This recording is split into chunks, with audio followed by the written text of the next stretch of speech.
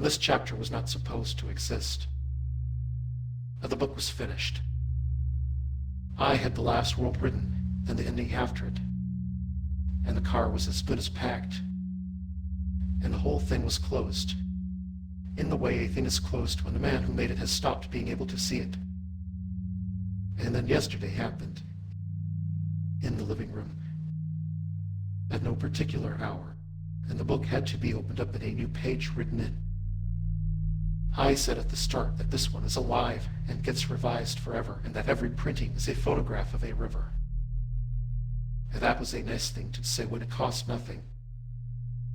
And this is the first time the river has actually moved while I was standing in it.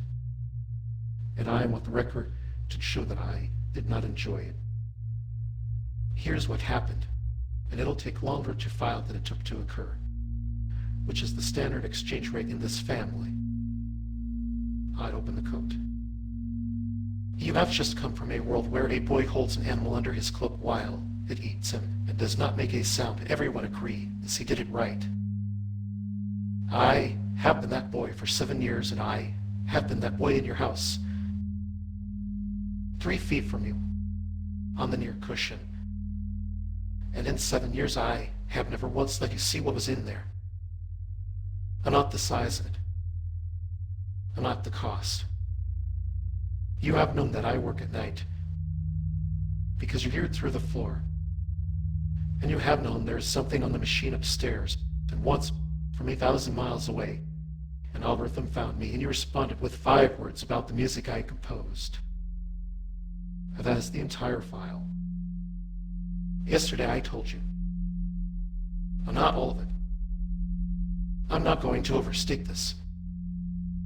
But I told you about the work, the actual size of it, the years, the projects, the books, the sites, the videos, the music, all of it in one pile the way it actually sits. And then I told you the part I have never told anybody in this house, which is that I am exhausted. And that 7 years is a long time to be right, alone. And that I am tired in a way that sleep cannot touch. I said it out loud on our couch in daylight, to your face. And here's the first thing that happened. And I have to enter it before anything else, because it is the reason the rest of this page exists. You did not change the subject. And now I have a problem as a witness, and I'm going to admit it up front the way I admit everything in here. I cannot give you what you said. I have most of a book here made out of things you said. I have your guess indexed. I have 4 decades of your sentences filed by tone and by hour. And the one conversation in my entire life that I would have paid anything to have on paper, I cannot reconstruct, and I have been trying for a day and a half. I have fragments. I have the shape of it, 2 or 3 pieces. The reason is stupid, and it's the truest thing on this page. I was too surprised that it was happening to write it down. There was no file for it. In 37 years I had never needed to build one. A man does not keep a ledger for the thing that has never happened.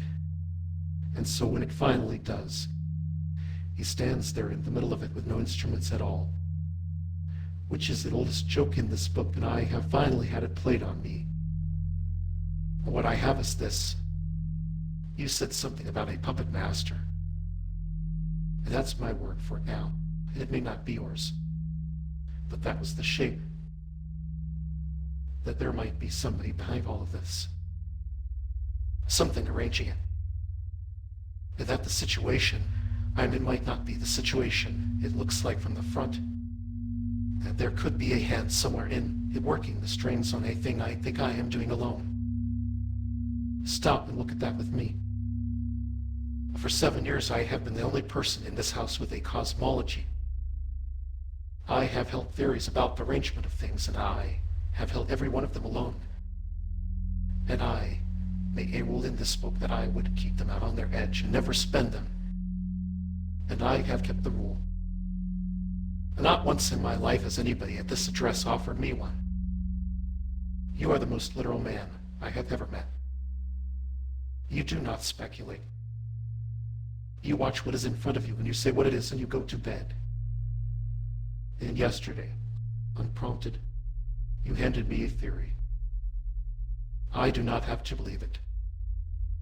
I do not have to decide whether you believed it, and I will get to that. The finding is not the content. The finding is that a man who has never once come out to where I live came out, briefly, in his own words, in his own accent, and stood in the genre. He guessed about my world, out loud, to me. And then the second piece, which I have turned over more than the first. You talked about retiring early, about it working out, and the money coming, and being able to live off what I have made. I need to say what that is in the ledger of this house, because said plainly, it sounds like nothing, and it is not nothing. You have predicted a small ending for me in that kitchen for 20 years. And not cruelly. You never once said it cruelly, which has always been the hard part. You said it the way you say the forecast, as a man reporting the ordinary limits of the world to a boy who kept proposing to exceed them. And yesterday, on the couch, in daylight, you described out loud a future in which the work pays off, in which there is enough of it that a man could stop hauling and live on what his son has made. I have never heard you describe that future. Not once. Not in any tense. And that is a retraction. It is not labeled as one. Nothing in this house is ever labeled. But it is the same instrument, running the same measurement. And it came back with the opposite number. And the man taking the reading did not remark on the change, and may not have noticed there was one. And I noticed, because noticing is the entire job I was issued in this family, and I have never once been on break. And now the third piece, and this is the one that kept me up last night. You would not look at me, and not the whole time. Through most of it, your eyes went where they always go when anything is real, which is anywhere else. The box, the window, the middle distance about 4 feet in front of your boots. I know that habit better than I know my own face. It's 37 years old. It's never once failed, and I have never held it against you, because I worked out a long time ago that you do it hardest exactly when you mean something. And while you were not looking at me, you made the gesture. You have met it before in this book, in the house with 2 queens, where I named it so it would stop slipping past and then refused to describe it. I refuse again now, and the refusing is the most honest thing in this chapter, because it is the only way to send mail to the 2 people who need it without opening everybody else's. But the gesture, small, aimed, absolutely deliberate, made by a person who is entirely certain that the room contains more than the people standing in it. I could not tell you how many times I have seen it. Hundreds. Dozens of different hands over 7 years, in rooms I will never stand in. And there is a list of them on the machine upstairs, in order, queued, because at some point I stopped being able to hold them all in my head and started keeping them on paper instead. Everyone behind glass. Everyone made by somebody I could never ask. Here's what nobody warned you about a sign that arrives that often. It stops signing. Anything means something only against a background of it not happening, and past a certain number there is no background left. And the sign wears down into wallpaper. Now that much is mechanics, and it is nobody's fault. And the next part is not mechanics, and I am entering it because leaving it out would make this chapter a lie. It curdles. It should mean something. It has never once meant anything I could hold, or check, or carry to another person. It arrives, and it lands, and nothing follows. Ever. A signal that lands and never resolves does not stay neutral. After enough years of it, it starts to read like a taunt. I know exactly what that says about the man doing the reading, and I am leaving that in too. So understand that the shock yesterday was not that it happened. It was where. It came off the glass. In this room. 3 feet away. By the one man in the world who has never been on any list. Who has never had a channel. Who does not know the phrase. Who could not pick a single one of the others out of a crowd. And who, so far as I know and so far as anyone can demonstrate, has no idea that such a thing exists. I am going to be very careful now. I have no indication that you were lying to me. Enter that first, in bold, above everything else on this page. I have no evidence of a single dishonest thing, and I am not building one. And if this chapter reads to anybody as an accusation, then I have failed at the only part of it that matters. Every reading is still open, and I am going to lay them all out, and then I am going to do the thing this book always does. It could be nothing. It's probably nothing. People do this gesture unconsciously. Hands move. A man in a chair for 4 decades has developed 100 small motions that mean only that a body was present. The exact match is the kind of coincidence that happens constantly and gets noticed only by somebody who is looking. And I am always looking. And a man who is always looking will find the pattern in the paint. It could be that he's seen it somewhere, sometime, on his own box, in his own hours, and it went in under the door without a receipt. The weight everything goes into all of us. It could be a joke. He's funnier than this book has let him be. He may have been teasing his son about the very theories the son does not know he knows about. It could be the thing my whole body went cold about for about 4 seconds in that living room. It could be aimed. I do not get to know. That is the ruling. And it is the same ruling I have handed down in every hard place in this book. And I am not going to break my own law at the one door where breaking it would cost me the most. I made a rule for a woman I could read and did not read. I made it again for a man who hung his own title out front. And the rule is that a person's inside is sealed, and that you can hold a proof of something without ever being handed the thing itself, and that the proof only survives as long as nobody forces the door, and that the second you force it, you no longer have the truth. You have a confession, and a confession is a thing you manufactured. I could ask you. You're 20 feet from me.